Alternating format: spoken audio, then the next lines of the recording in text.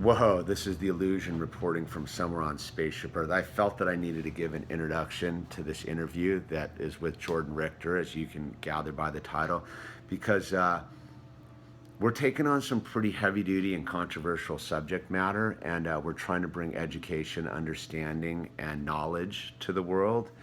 But please note that this interview, there's no set questions, there's no scripted questions. It's basically two human beings talking about very difficult subject matter and trying to find common ground, understanding. So as you watch this, please note that the reason we're doing this interview is one, out of love, one, out of respect for the differences of each other's unique experiences, and that we're trying to do it to educate the whole about subject matter you may not be aware of. So with that, enjoy the interview, but please watch it with a sense of understanding that it's two human beings in a compressed format talking about subject matter that's uncompressible into a small format.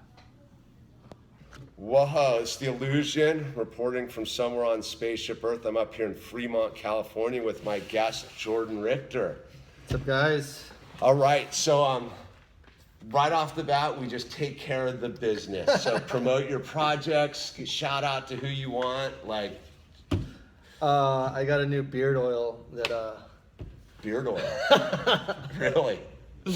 This one of my friends, he sent me a package. He has a company called Elegance Beard. This isn't a plug, but if you have a beard, you need a beard. It's a plug. It's a plug. I'm not getting paid for it, but just give him some business, elegancebeard.com. All right. Yeah, that's if you want to lube your beard, you can always. I try to keep it straight, all right, groomed.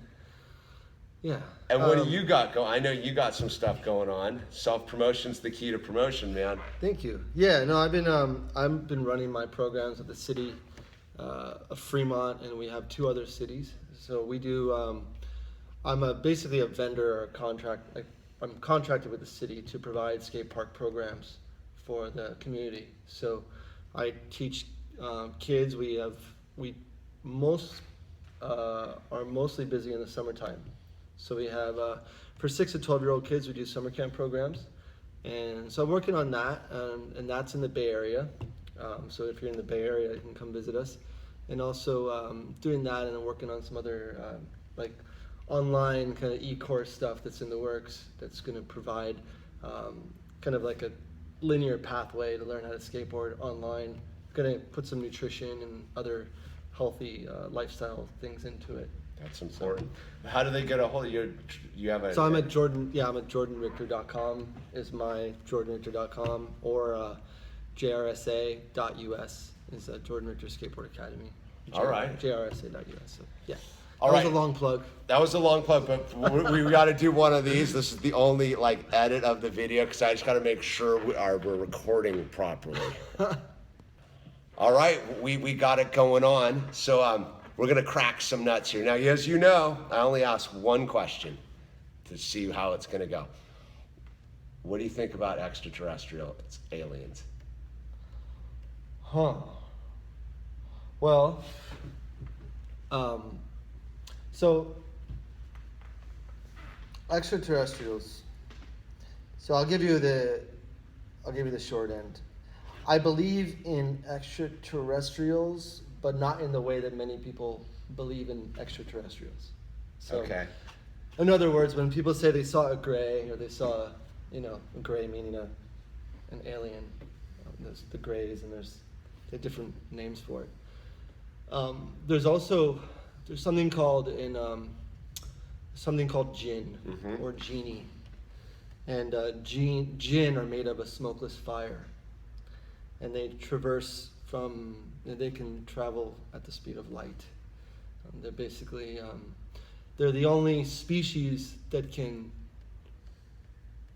go up to the highest heaven, and this is from a religious text. I'll give you that, but they can listen to the decrees that come down from God. So that genie or jinn is, I believe that those are at times aliens are mistaken for those. That's my own take on it. Although I don't know, just to widen it,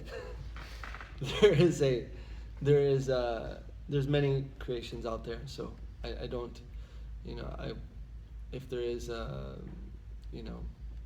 aliens as most people know aliens to be, as being the almond-shaped head aliens, and this, very well could be those. But how I've understood it to be was the jinn. That's interesting. I've come full circle too on the whole extraterrestrial thing as well. Like I'm not buying into the travelers drove a VW bus across space and showed up here to be weird. I think it's multidimensional as well, And so I think part of like what we're getting into here is you're Muslim, correct? Yeah. And I'm a Christian, and when we got to first time we ran into each other down at the Venice skate park, I believe you just recently come back from the Hajj, correct? Yeah. And you were like, dude, some stuff's going on, and we got into talking about, because there seems to be something going on here that's way out of everybody's grasp and control, and it's got a bunch of factions and weird energy going on out there, and I think for us as two human beings having our unique experiences here, that we needed to bridge a gap that I don't think is being bridged in popular media, and I don't know that much about the Muslim religion or faith or how you go. I will say that I was with a Mujahideen rebel named Hamed Guar from Afghanistan for a number of years up in Portland, Oregon. We worked together. We were copy machine delivery men, and he had fought the Russians as an Afghan, and he was Muslim, and he was very enlightening to me about it, and he's a very cool human being, and I really respected who he was. They were known as freedom fighters back then, before they were called terrorists.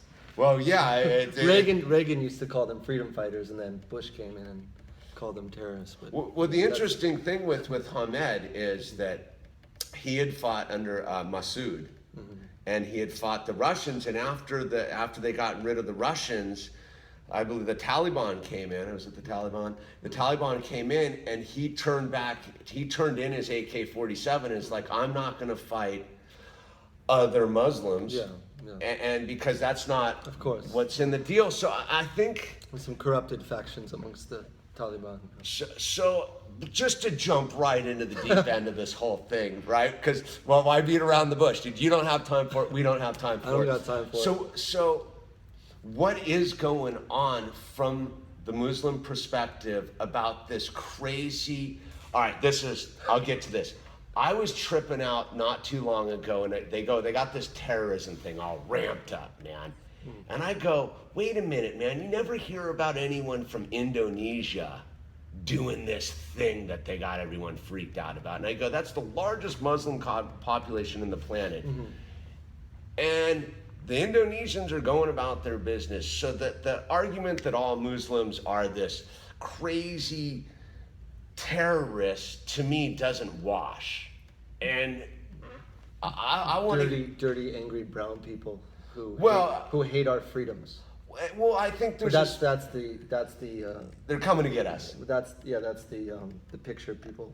That's the narrative that's being fed, to people. Well, the narrative being fed is actually, you're going to kill me right now because I'm a Christian, and that's what they're promoting out there. And I think I'm gonna offend some people, and that's fine. But I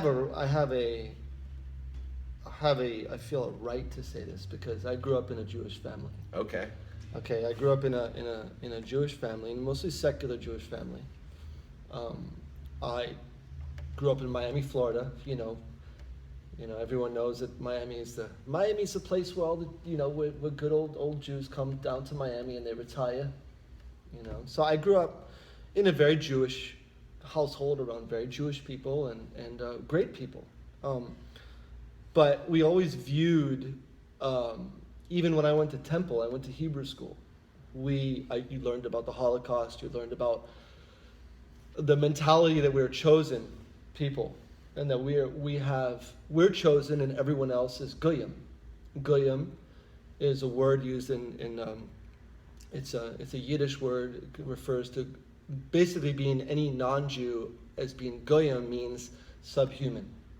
Okay, they're not quite human. Sure. And if you say that's a shvatza, you say that that's like a black person who's also subhuman.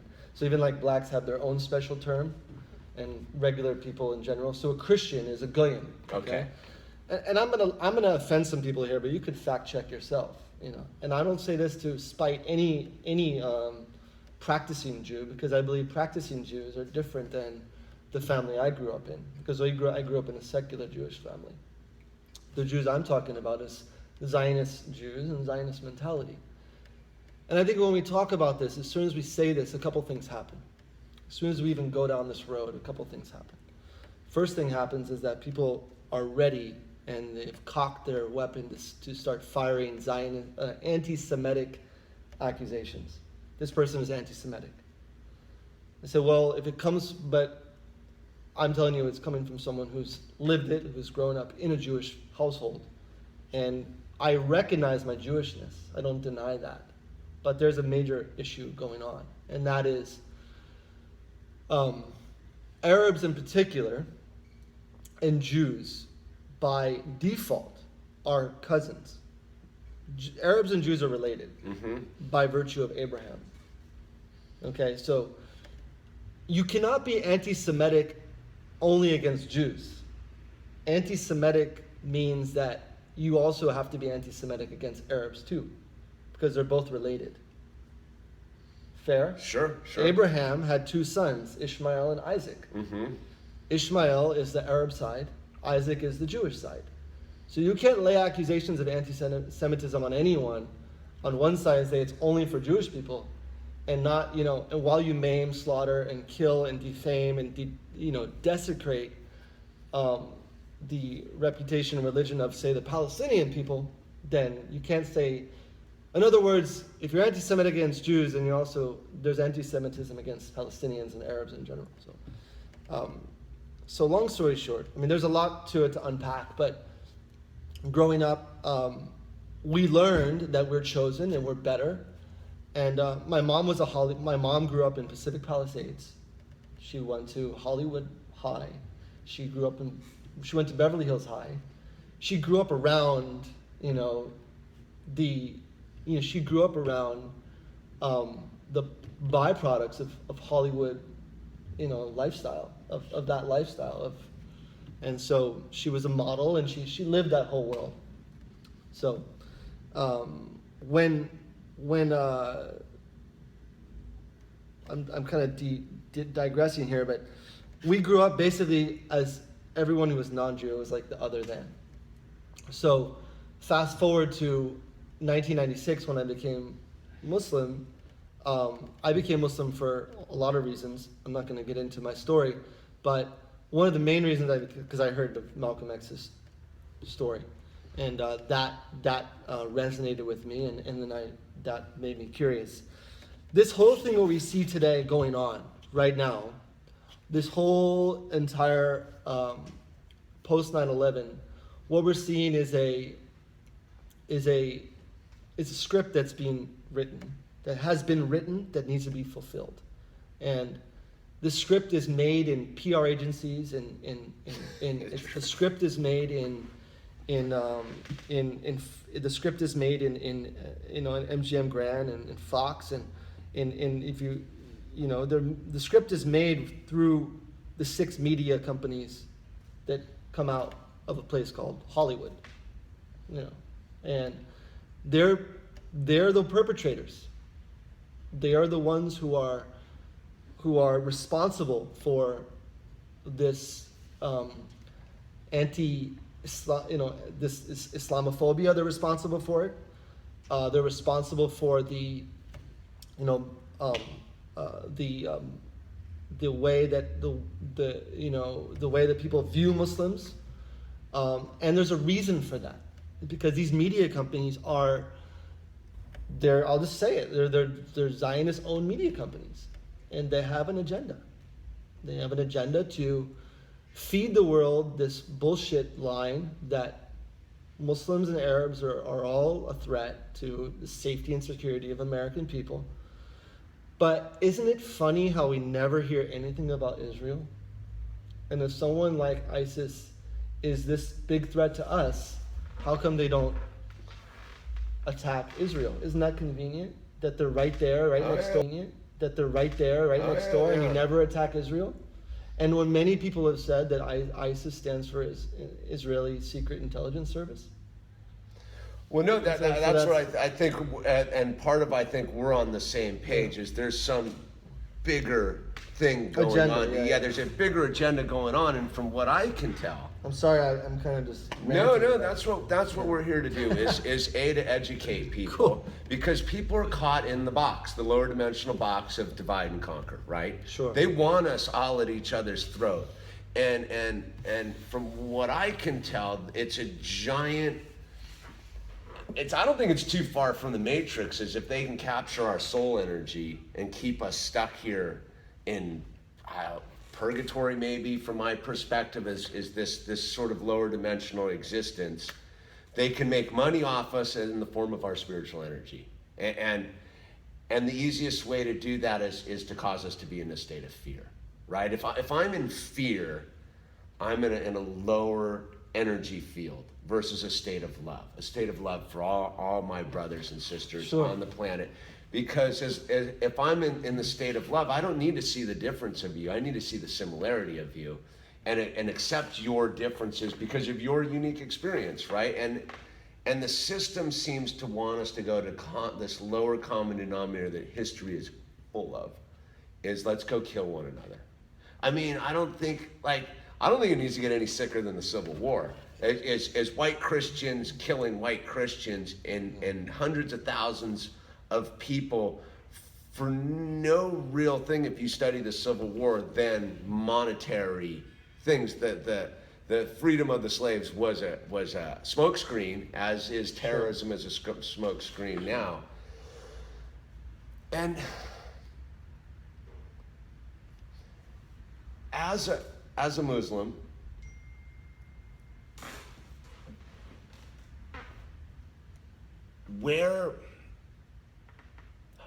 this is just to kind of go, as an American Muslim that went to the Hajj, right? What was that like?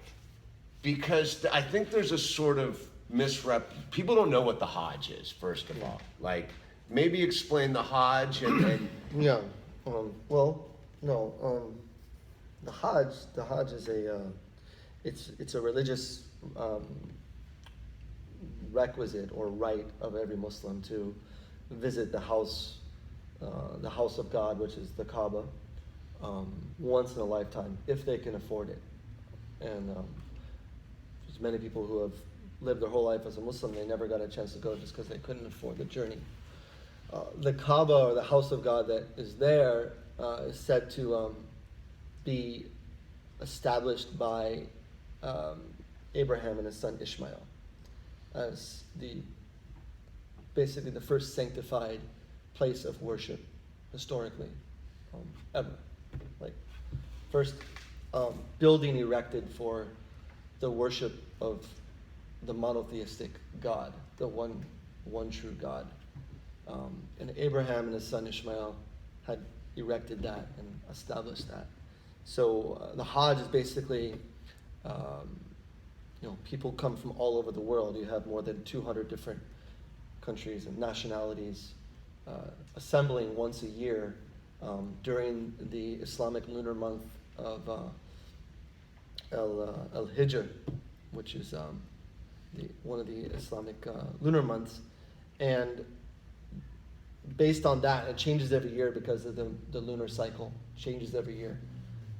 So they go there, and we go to the Hajj, and we have certain rites and acts of devotion that we perform.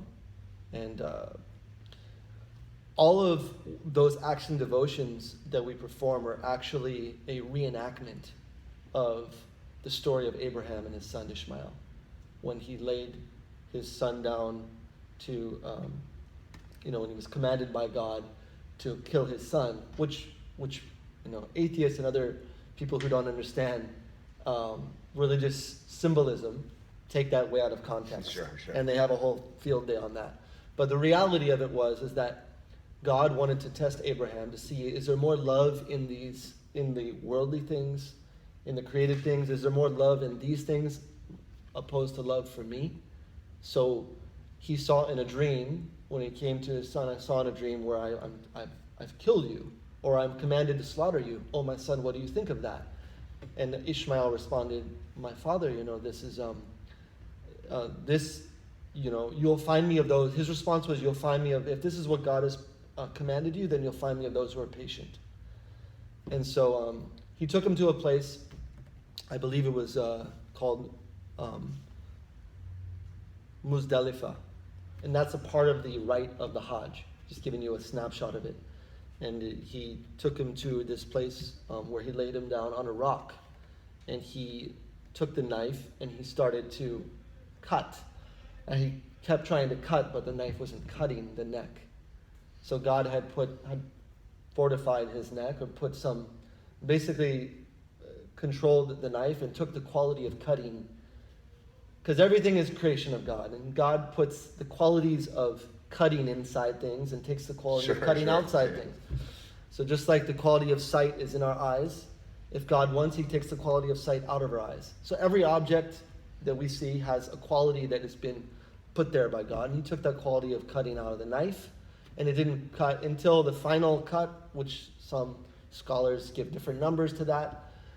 A ram was brought from heaven, or an animal was brought, and that lamb or that animal or ram was slaughtered instead of.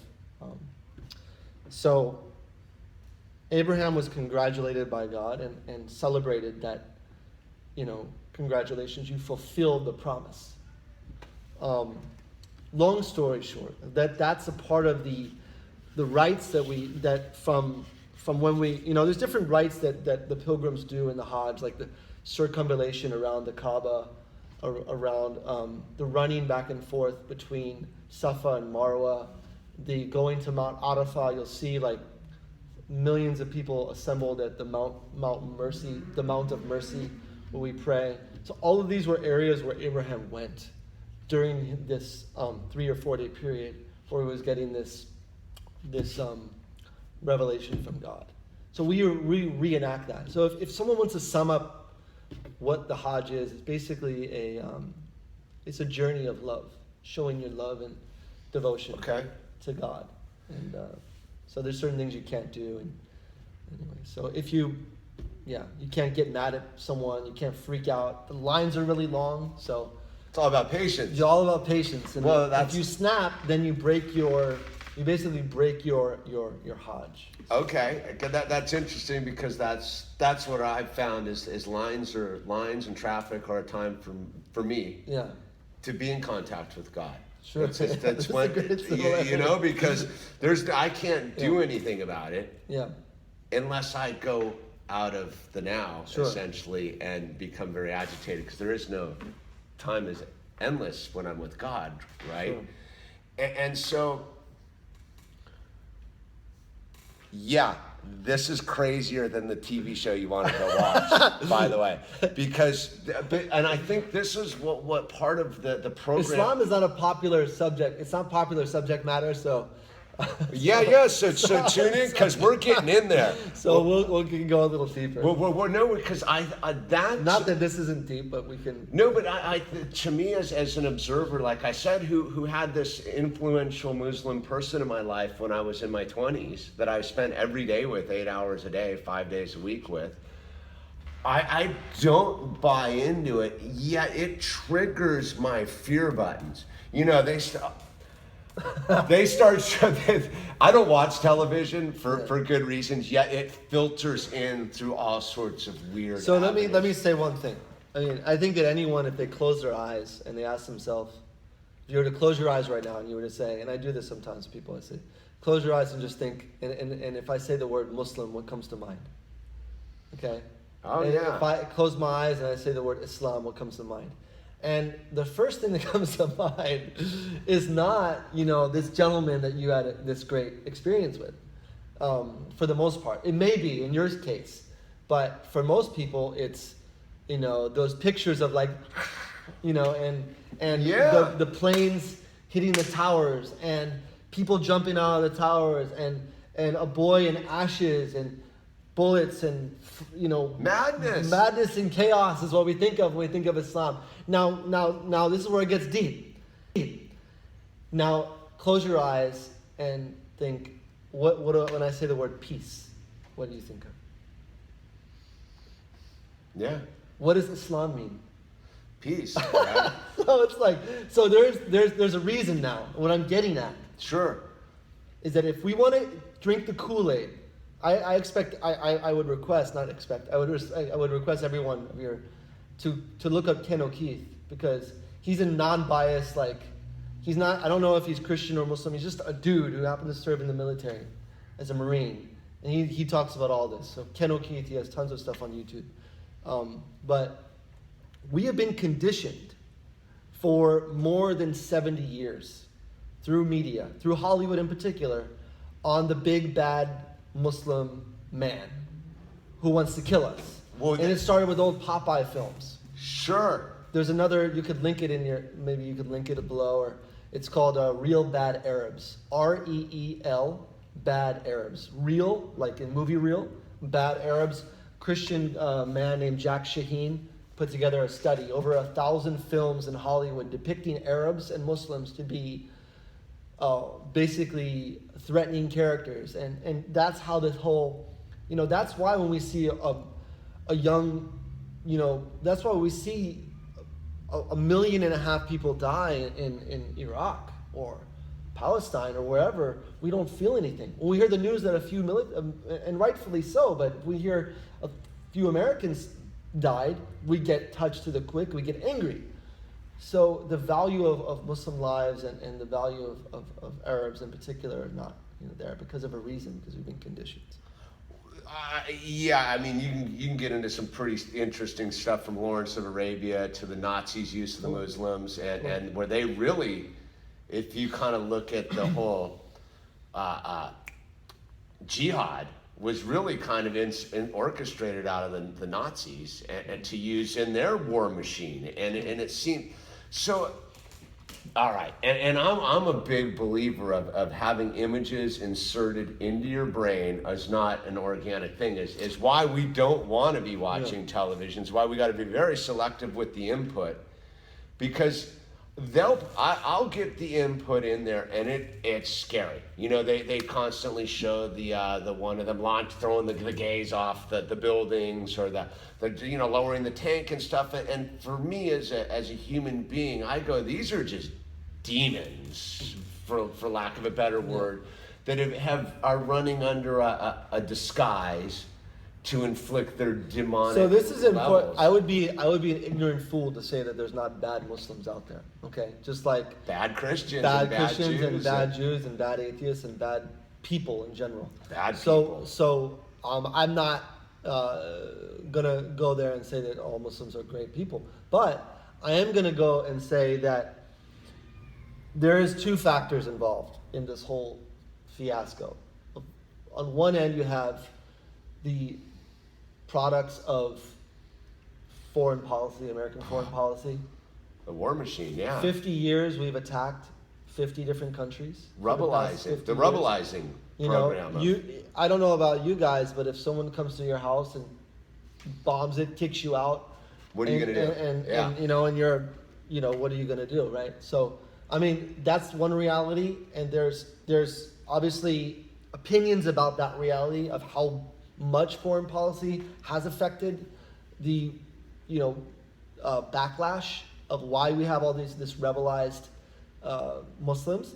The other is infiltration, and it's the Mossad, which is a Jewish Israeli, they're basically equivalent to the CIA. And the Jewish Mossad, their motto is make war by deception. Sure. Is their motto. Now, there's no, I mean, as a Jew, because I still call myself a Jew, I just have a belief as a Muslim, and I can do that because my blood is Jewish. I'm Ashkenazi. Okay. I took in a DNA test, so when it came back, my DNA test from National Geographic said, you're an Ashkenazi Jew. That's interesting. The Big Brother tracking program. Yeah. DNA. Yeah. So. Don't do it. Yeah. My wife. They got you. So they got me. Right. Well, you know what? There's an interesting thing just on the deviation is I don't believe in conspiracy myth. I believe in conspiracy facts, and one of them was about that this DNA thing is basically to collect the DNA database so that the pharmaceutical industries can charge you for gene-specific cures to the cancer they're all giving us. Yeah, I definitely know that any one of these inventions or innovative things that come out always have their tentacles spread really wide into how they can profiteer from any new invention. So sure, and I think that's part of why we're here right now is because the higher calling from these two perspectives, and I know we're very similar on this, is this, and I'm maybe taking a leap with you here, is this is really a lower dimensional frequency that's trying to trap us. So a lot of these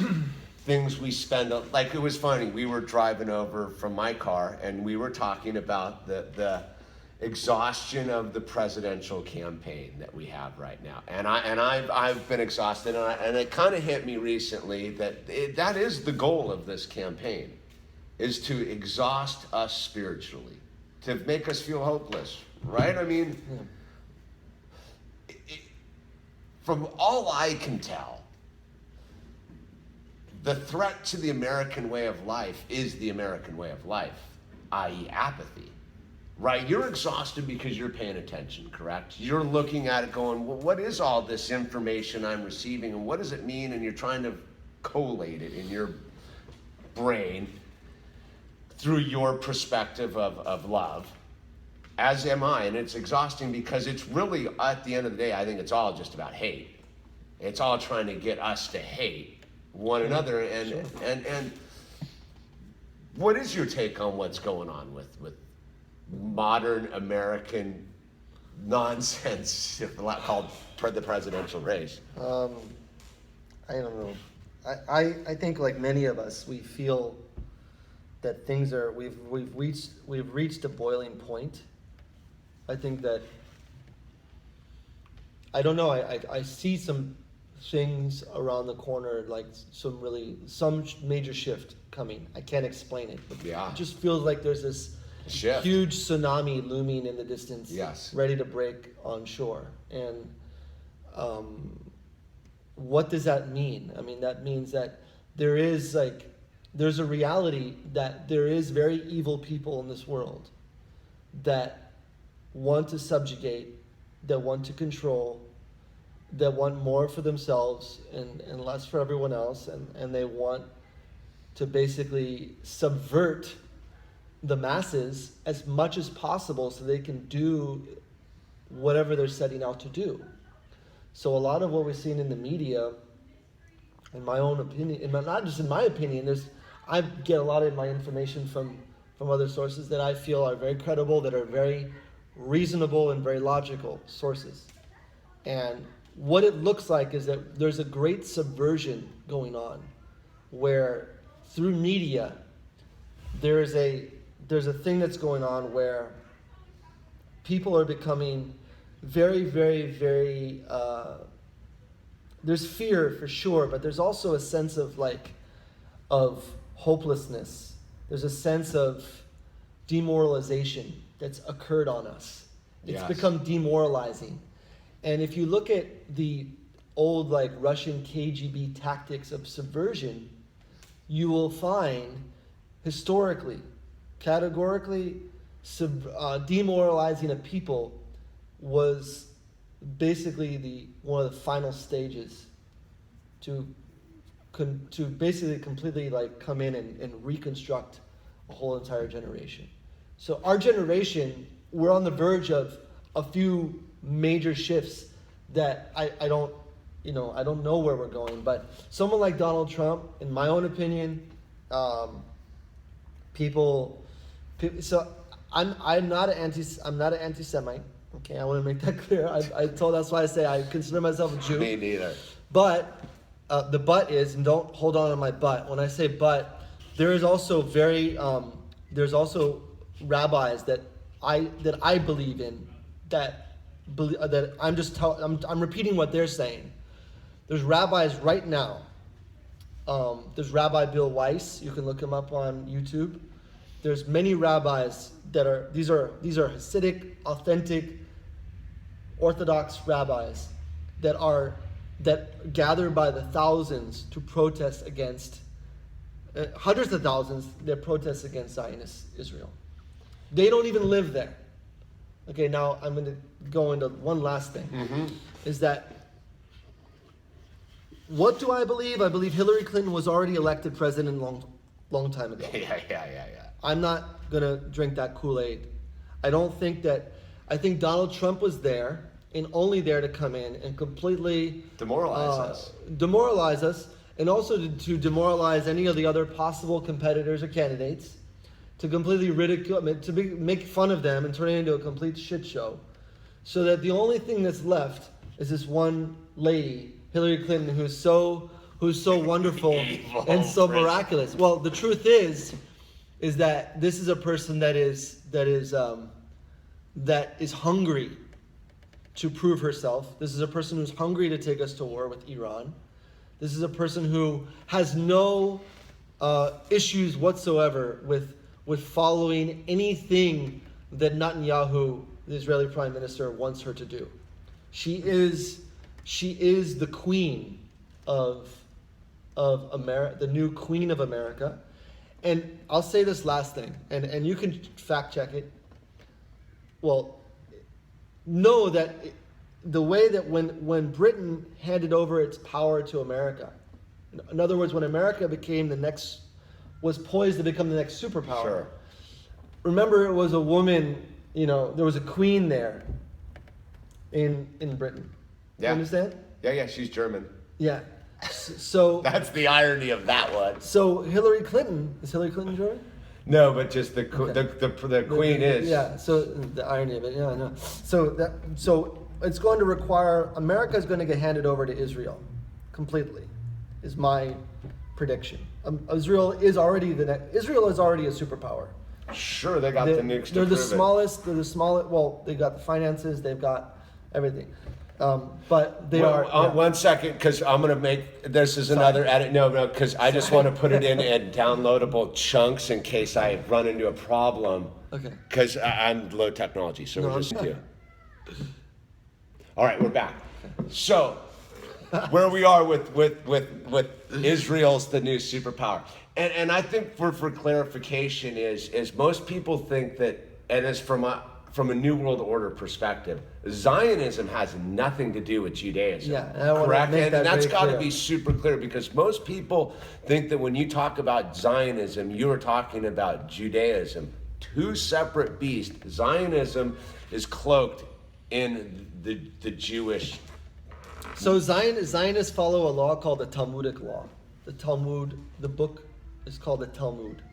Now, if every Christian or regular person was to open up the Talmud and read it, their mind would be blown at the kind of heinous things that are put in that book. And I can't even repeat things that you wouldn't even imagine to be connected to. This is Talmud and the Judaic Encyclopedia Judaica. Open it up for yourself and check it out. Yeah, try it. Check something out. Check it out. The rabbis, though, who are following the Torah, the Old Testament, those are the genuine Jews that we are concerned with. Those are the good guys. Those are the good people, not the Zionists.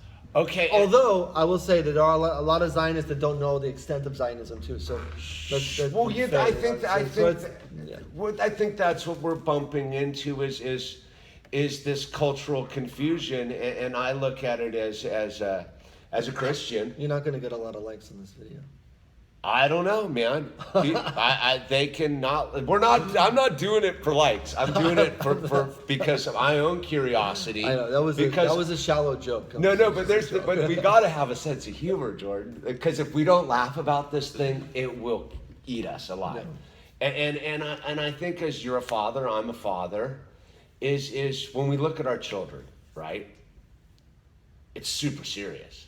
the phase that's coming to humanity on space. It's Oh, terrifying. unbelievable. I look at my son and I worry, and I don't worry in the sense of because of is he going to be this? I worry if he's going to have to live in some like some rubble heap, and for me, if we want to.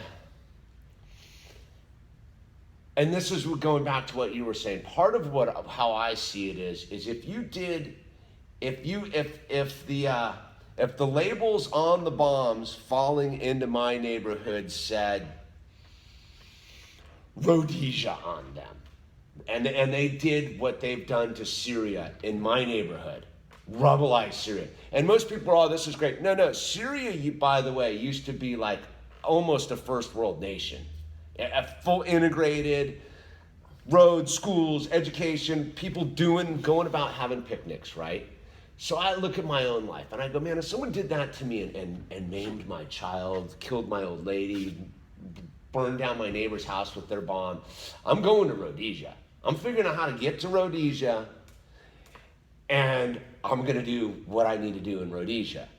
And so I think that the part of I think our fear as a nation is and I learned this as a guy becoming sober, is the hardest part to do as a man becoming sober was to face the responsibility of my past.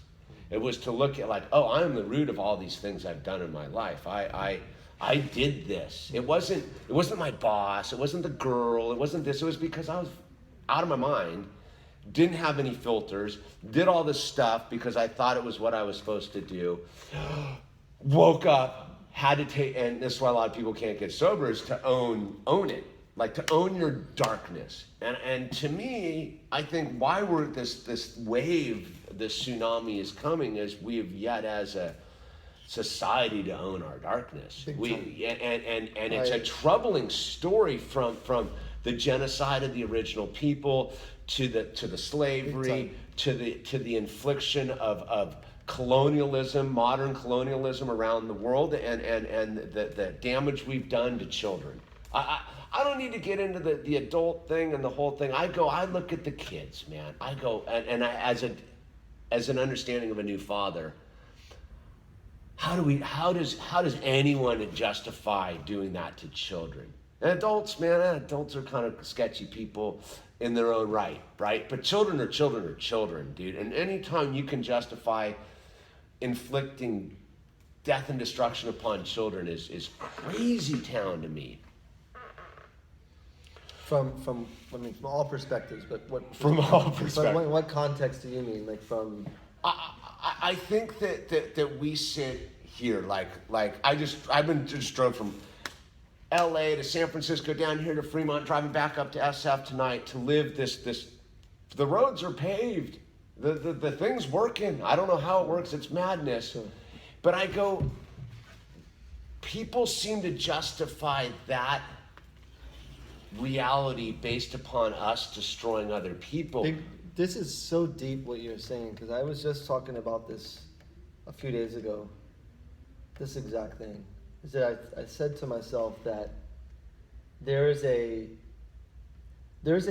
thing that's happening in the subconscious mind of Americans in general, because we witnessed all these wars from this like virtual portal of luxury. Yeah. All these years, we're like looking through these binoculars, and we're sitting on our cush couch, and the binoculars being the TV. You know, we're looking at this TV in this portal, and we're experiencing all these luxuries and such high standards of living, when the rest of, well, at least a lot of the rest of the world of what we're seeing is in utter destruction. And what I think it's done is that it's made us feel guilty.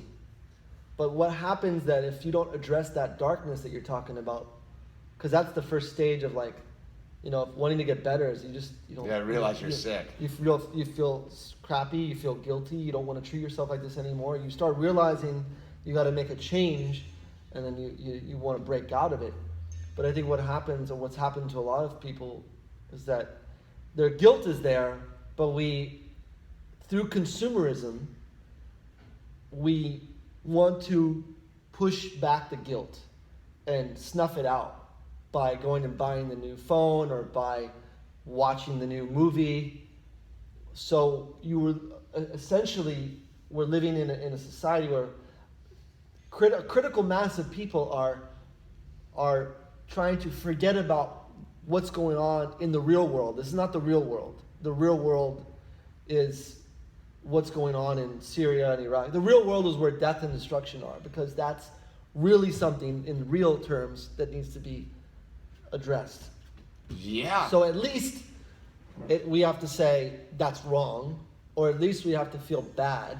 And people could argue that point, but I think we try to snuff out our guilt by buying more things and by consuming more things, and at the end of the day, when someone like Donald Trump comes up and says, some whatever rhetoric he puts out, we want to protect our goodies. We want to protect our GoPro camera and our new iPhone 7, and we want our toys. We don't want anyone to take away our toys, man. Take our toys, man. Because so we're all kids. At the end of the day, we're kids. Yeah. So I think that's It hit me even when I was saying it. I was like, we've been conditioned to believe our economic reality of this nice experience we have is based upon destruction of other people's experiences.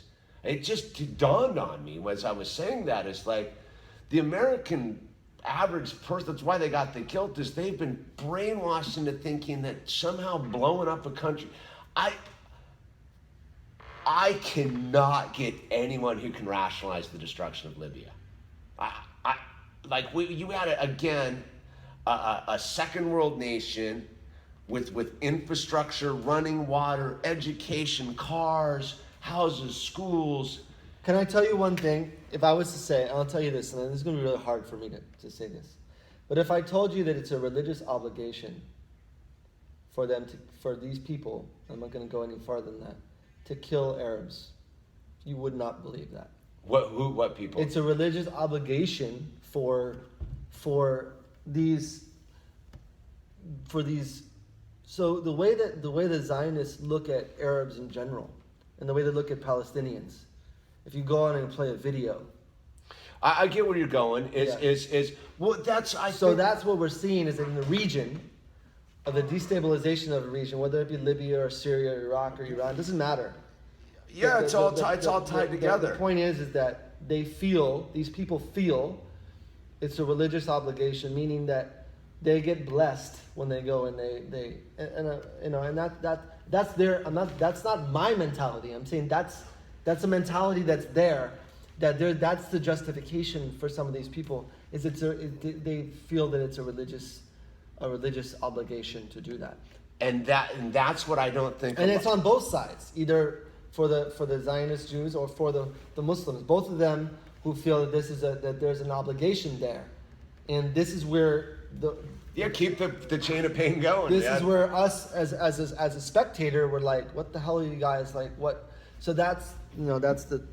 I think there's an interesting thing going on too. Is I don't think that, call it satanic for lack of a better words, is I don't think people understand that satanic people truly believe in Satanism and what it is about, and will go to any length for it. And you could say that it's demonic or what they're doing on this with this killing of people, destroying of societies. It's very real. It's very real to the people. Luciferian rights and satanic rights is just as real as any other religious right. And I think that's where ignorance isn't bliss, by the way, is they don't understand that the people that are inflicting this pain upon humanity have a reason why they're doing it, and call them energy vampires, call them what spiritual vacuum cleaners, whatever it is, kind of far out thing you need to go with. Whatever it is, kind of far out thing you need to go with. Is the way I see it is that they have a game plan, and it's about, again, sucking our souls out of us and trapping them in bottles and doing what they do with them. I don't fully know, because I have removed myself as much as I can spiritually from their mechanization. What's the farthest planet from our solar system, as we're told? Well, I don't know. We don't know. I mean, the ones that we know of. Oh, I think Pluto got removed as a planet. But Okay. so what? Mercury? Uranus? Uranus. Well, that's Well, it's interesting because on 9/11, the two planets that were in formation. This is this paganistic rite. These are these. Well, but before we go there, Yeah. part of this thing I was just speaking of is based upon astrological information and date. And so when you look at when wars start, wars end, when these mass Great. destructions of This lives is occur, great. they are on specific dates, specific astrological alignments, because that's how what they they're up to. That's how they get maximum leverage and they draw their power from those dark energies that are around that time. The significance of those dates, whatever those are, the significance is that it has to be done on those dates at those times because that's where they're going to derive the most benefit from it. So Mercury or whatever, I know Saturn stands for the twins. Oh, Saturn's interesting. Saturn stands for twins because we're dealing with the ring and we're dealing with the planet itself. So it's called the twin planet, which represented the two towers. And then there's another planet, I think it was Mercury or Saturn or one other planet, represents religion and distance. So it was like, it's interesting because on 9/11, those were the two planets that were And what is the one thing? in alignment. And what is the one? There's someone pointed this out to me. What is the one thing everybody saw when they first saw it going down? Like the first moment with that reality hit, whether it's television, most of it was through television. What was the first words most people uttered? Oh my God. Exactly. Which I think is a very interesting thing when 9/11 is a worldwide phenomenon and everybody around the planet said, oh my God. What if that oh my God was uttered in a satanic, demonic vacuum, essentially? No, this is big Because time. it's the same reason we have in God we trust on the money, which is it's a fiat demonic currency. And people are like, oh God, you guys are... No, dude, this stuff's really going on and most people can't have... The fact that we're talking about it and we're able to even come to rational deduction with our conversation, both of us, even though it's probably going over the head of some of you guys, I hope not, but there's many people that are talking about the same thing all over for a reason. Well, we're awakening. Because there's an awakening going on, and that's... And it's this weird thing is I think the tsunami is racing the spiritual seawall. Yeah. Like I think that that's good. It's true. I think there's a thing going on. When I look at my son, and I realize like he is connected 100% with God. He doesn't have no one's shoved anything in him. No one's, he's getting older, so he's picking up my thing. He's observing and blah, blah, blah. But there was a point where I looked at him as like a 4-month-old baby. And I was like, whoa, there it is. Full consciousness, fully awake, full contact with God.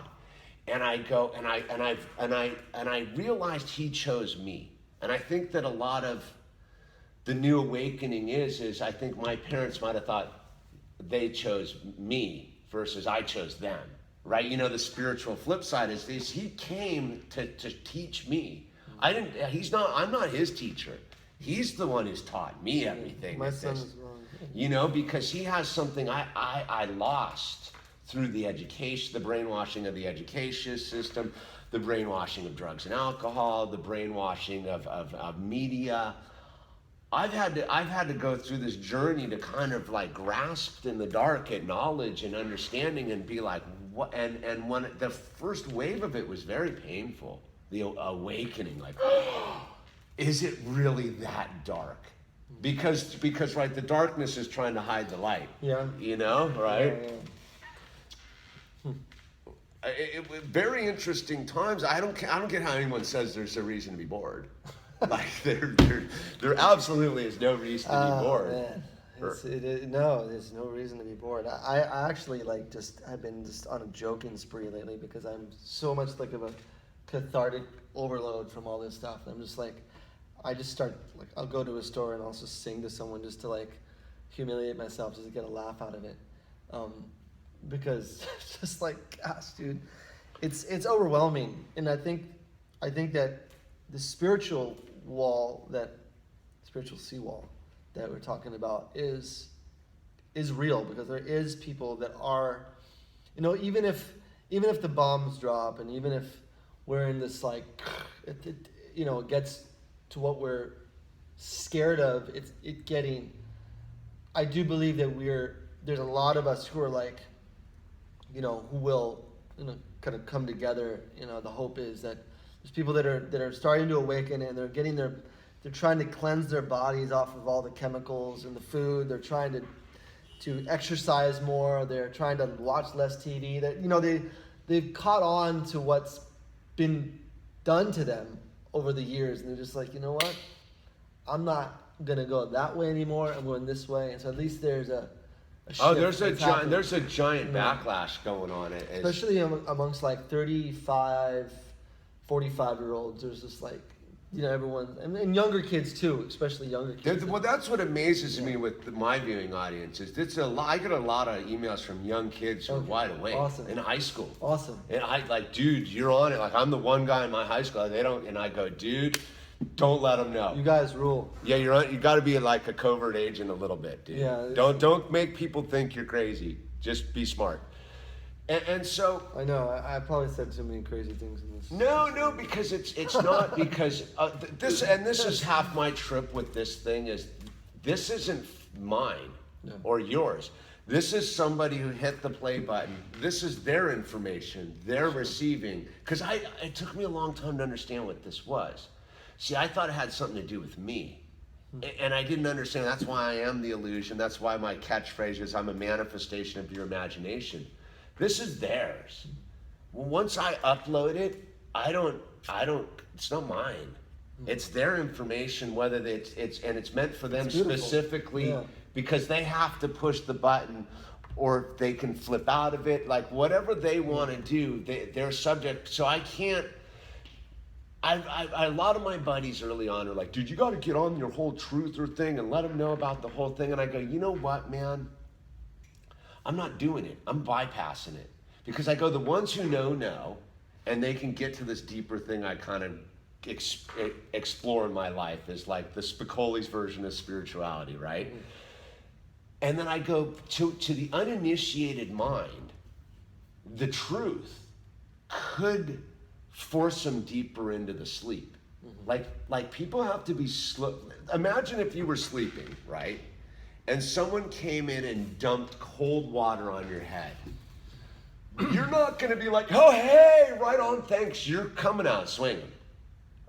Because what is going on here? It's a fear thing. Yeah. Like, versus someone just subtly like, Jordan, time to get up. Jordan, time to get up. So I realized that the part of the thing has to be this sort of subtle thing where it's like for me personally, like I kind of keep away from real God stuff. I mention it, I talk about my relationship with God, but I don't preach, I don't do any of that kind of stuff because that's everyone's. You had to find your thing. Journey. You had to be a Jewish kid to find yourself that needed to go to the Hajj. I had to grow up in a household without any religion and go explore and till I found my space, if you will. Sure. And it's a very personal journey. Definitely. And so here we are. I guess the thing that are we No, maybe. I got more time. What's your time frame? Look, what time is it? I'm good. Okay, yeah, we got 15 more minutes in us. Let's do that. So let's dispel some of the propaganda on the thing. Let's just women in the Muslim world. As a man, do the women need to be afraid? Well, they got this thing that non-Muslim women or non-Muslim wisdom, any woman. They got this thing with non-Muslim wisdom, any woman. They got this thing where the Muslims coming to put a towel over their head. I mean, I say this, I'm not exaggerating. Like my wife is like she runs the house, like she's the boss. Yeah, and any man who doesn't know that about their wife is a fool. So, same with mine. My wife is she's also a nurse. She works at Stanford. She's educated. But she's a Muslim. She's Muslim. She covers her head with a scarf, and she's more educated than me, and she makes more money than me, and she's smarter than me. So this is again. So to answer the question is that there's definitely problems in the community, or the Muslims in general, like Muslim community, but it's not by and large. For example, you have issues with very ignorant people in some parts of the world, I'm not going to say, who treat their women bad. But it also goes with people from other parts of the world, from other faiths as well. Yeah. I just don't want to get into do it too. No, generalization. But this fear, first of all, no one should be scared of anything. Trust me, no one, these people, I don't know what, this whole concept that they hate us because of our freedom, and I don't know what that exactly means. I'm not buying. So I was sitting in San Francisco, right, and I was in some weird neighborhood. I didn't even answer your question. No, it's okay because it's a nonsensical question at its very face value because again I think that things have been hijacked. So you're gonna throw a bag over. Okay, I see what you mean. You know what I mean? They got everybody on this thing that that there's this thing going on. Okay. Where they're coming, and they're coming, and they're gonna put your woman into the hijab. Yeah. The full body suit with the slit. They're gonna, and if you don't convert, you're gonna have your throat slit, and basically, dude, the days of going to the supermarket are over, kind of thing. And they got people terrified because of the images. I don't even know where to start on that. Okay, so maybe we don't. Yeah, that's well, no. Let me answer it real quick. Let me give a stab at it. So, first of all, to think that a fourth of the population, because that's what we're talking about here. We're talking about 7 billion people. Yes. 1/4, I believe, of the whole entire population is actually Muslim. 1/4 of the population. So out of that population, we're talking about thousands of football fields full of women who are Muslim, and many of them cover their head, or they wear a scarf, and some of them cover completely. So does logic tell us that all of them were forced to believe in Islam? And I'm not saying this question towards you. I'm saying it to those ignorant people. Does logic say that they were forced to become Muslim? Say 1 billion people. Logic doesn't say that. That someone was forced to become Muslim. But it is like a Muslim thing. Oh, that was tripping the flash. There. Did you see that? Yeah. That was weird, right?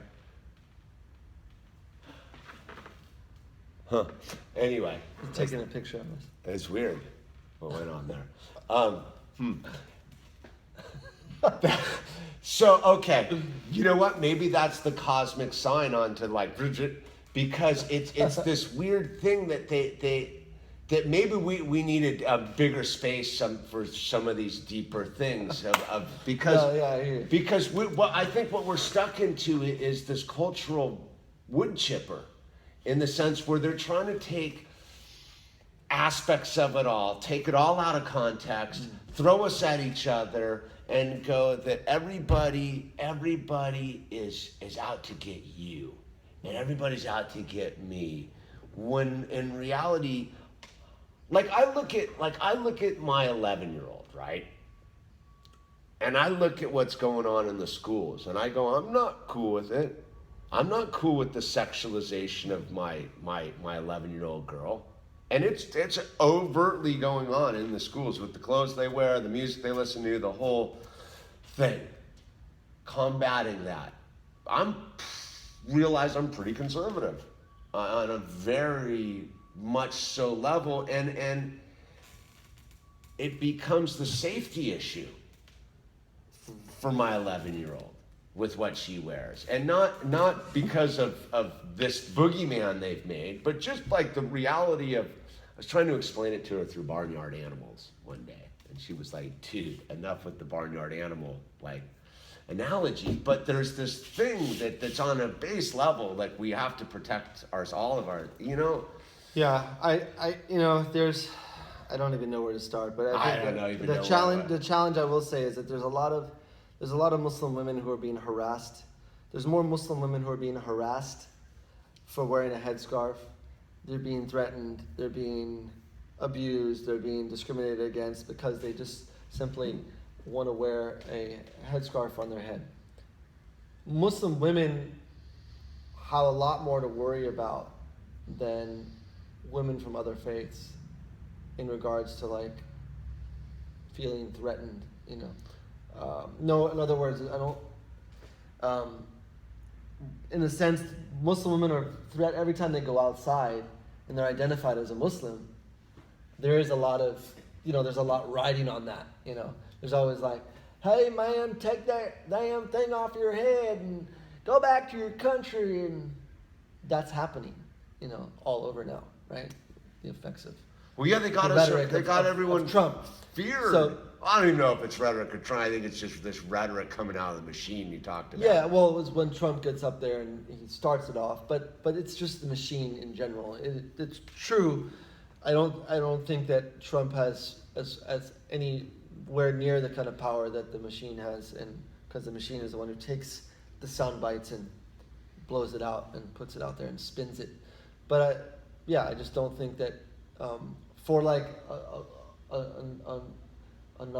for someone from another faith, I mean, why would they? Well, this is the irony of ignorance, right? Yeah. Is who takes a beating on the Muslim propaganda machine? The Sikhs. Yeah. And the Sikhs aren't Muslim, if you know anything about it, and they get harassed to no end about their.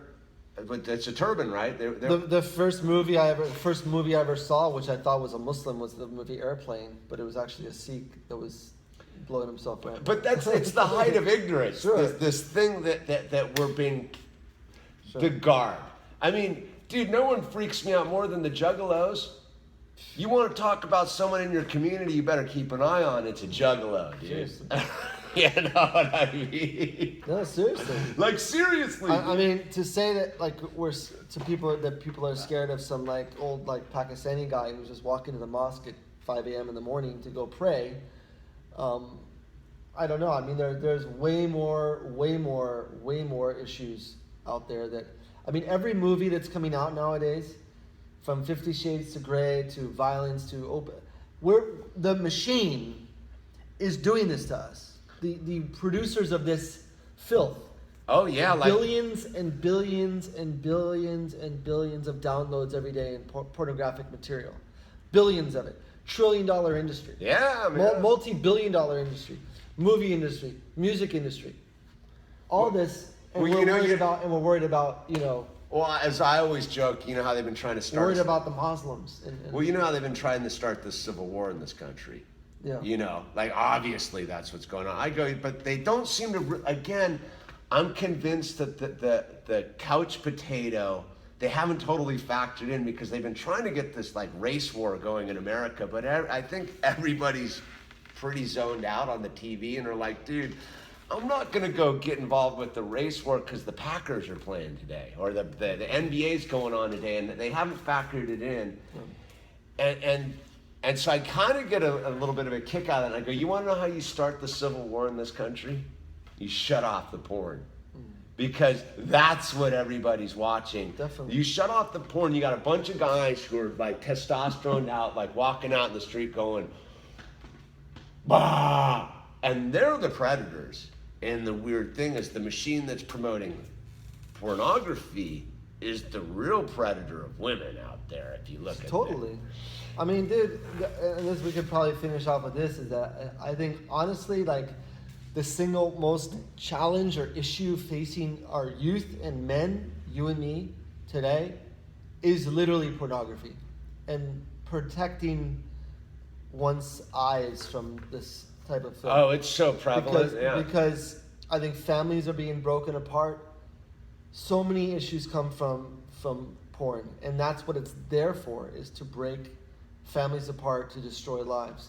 And there's some ignorant idiot out there may say, dude, no, it's just there because, check out some cool chicks, But reality is, well, that's the smoke screen on it. Once again, is you look at like the whole that there's been studies going on that there's this new generation coming up in the last, since the internet really kicked in, can't have a relationship with them, can't have basic sex with a woman. It's become this violent act with them, and that the love has been removed from the intercourse, if you will, and that they've been disenfranchised from love, which again is what I think guys like you and I are trying to get back to, is like, no, we got to refranchise love. We have to be very careful, because you can be like me and not have a television in your house, no Wi-Fi signal in your house, but you still got to go to the supermarket. Well, I go to Trader Joe's, so they don't have magazine racks there, so I guess I've made another decision not to be involved with.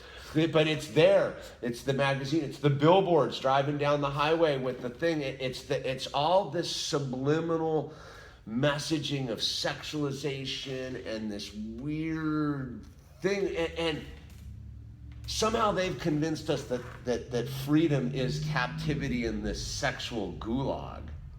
You know what I mean? Like, I think the messaging is very flashy. I think the messaging is pretty simple, right? If you look at it, like, what is the real message that they're sending to us? And that once we figure out the simplicity of the message, then we can start to really just, we can bypass and ignore it and turn it off.